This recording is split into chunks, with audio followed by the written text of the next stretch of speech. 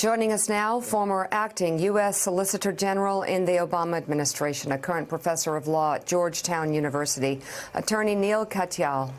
He co-writes an op-ed in the Washington Post this morning with Kellyanne Conway's husband, attorney George Conway, entitled "Trump's Proposal to End Birthright Citizenship is Unconstitutional," and they write in part, "Sometimes the Constitution's text is plain as day and bars what politicians seek to do." That's the case with President Trump's proposal to end birthright citizenship through an executive order. Such a move would be unconstitutional and would certainly be challenged, and the challengers would undoubtedly win. The fact that the two of us, one a conservative and the other a liberal, agree on this much despite our sharp policy differences underscores something it is critically important to remember during a time marked by so much rancor and uncivil discourse. Our Constitution is a bipartisan document designed to endure for ages. Its words have meaning that cannot be wished away. And we find that, Joe, this president, in the final days before the midterms, is truly trying to do something that is triggering the base, but completely impossible. Well, you know, it's interesting. And Neil, I remember reading a George Conway article several months ago where basically, I think like a lot of lawyers, you cut non-lawyers slack sometimes for not getting things right.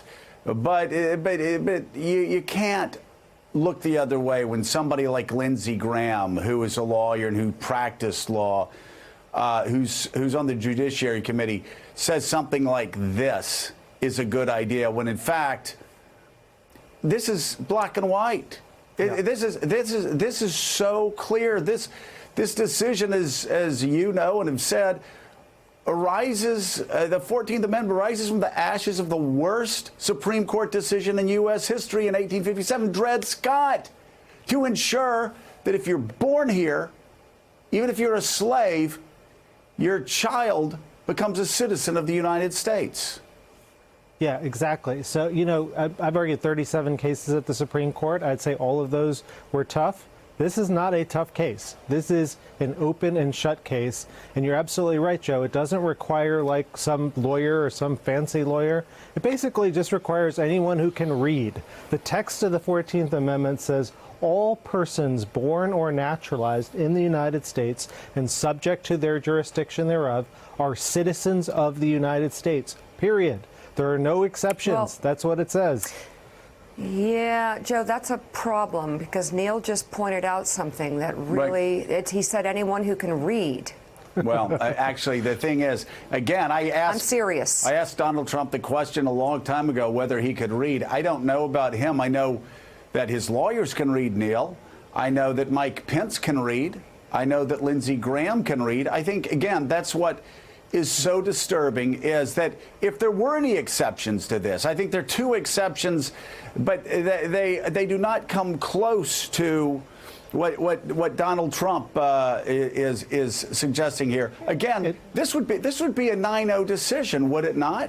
It would, and it'd be the fundamental betrayal of America's values, America's promise. I mean, here Trump is going the full antebellum, trying to turn the clock back to, you know, a way of thinking before the Civil War, a war of Dred Scott versus Sanford, the idea that if you're born a slave and your children are born slaves, then their children have to be slaves.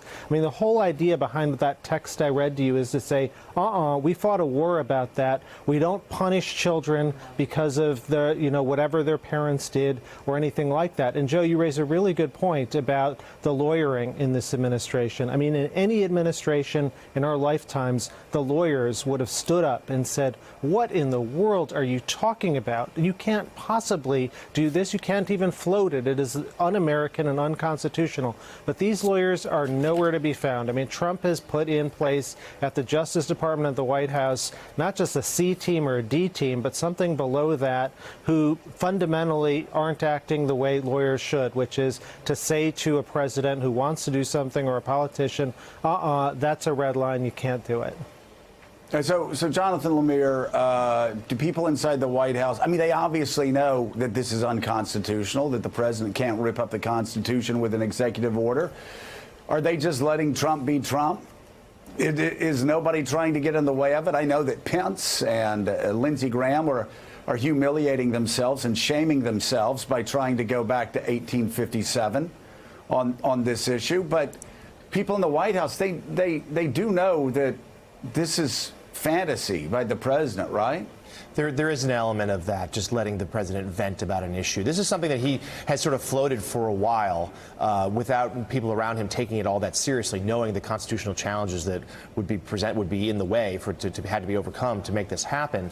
And let me throw this question back to Neil, because look, this is also, you started to hit on it just now, a lack of legal counsel in the office. Remember, Don McGahn has left. He's not in there yet. His replacement has not actually started yet. How important is it for a president to be surrounded by people, by legal experts, lawyers, his counsel, who can talk to him about what is appropriate, what is not, or to perhaps stop him from making such an overt political play? But there's nothing more important, because look, every president wants to come in and do stuff, and sometimes it makes a lot of sense, sometimes it doesn't, and sometimes there are legal problems, and the most important thing you do is hire good lawyers who tell you the truth, not just what you want to hear.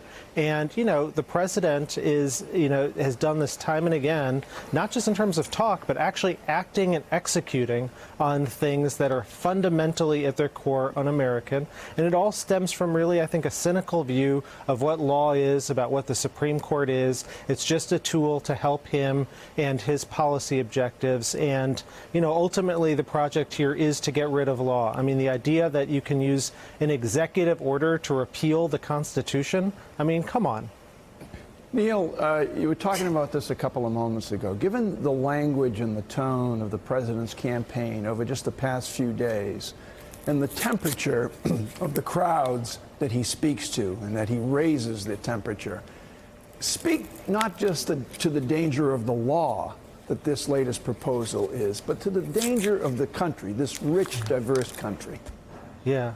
So, I mean, we've seen the president do this before after Charlottesville with his both sides remarks and the Muslim ban and so many other things. And, I think this whole project, which I wrote with George Conway yesterday, is about just saying one simple thing, which is, we are first and foremost Americans. We are, we're bound by a Constitution, which is, as Chief Justice Marshall said, intended to endure for ages to come and provide comfort and guidance to people of all parties. And, the Constitution is a bipartisan document, and its values transcend these kinds of incivil moments. And I think we should look to our founders and its values, and not to this, really horrible, horrible way of appealing to the worst parts of our society. Neil Katyal, thank you very much, and our thanks to both you and George Conway for writing that very clear piece in the Washington Post. Susan Page, before you go, thanks for being on this morning. Final thoughts. I'd like to know, we're so glad to have Neil on the show, but how interesting that his co-author was George Conway, and how peculiar to have a leading legal conservative critic of the president be married to one of the president's top White House defenders, even on this particular issue. Yeah, I think it's very difficult that she's actually trying to defend this concept of what the president is trying to do, when it is so clear that her husband has to actually co-author a piece explaining it. It's as if he's speaking to her and the president. Still ahead, the rhetoric over race is already ugly.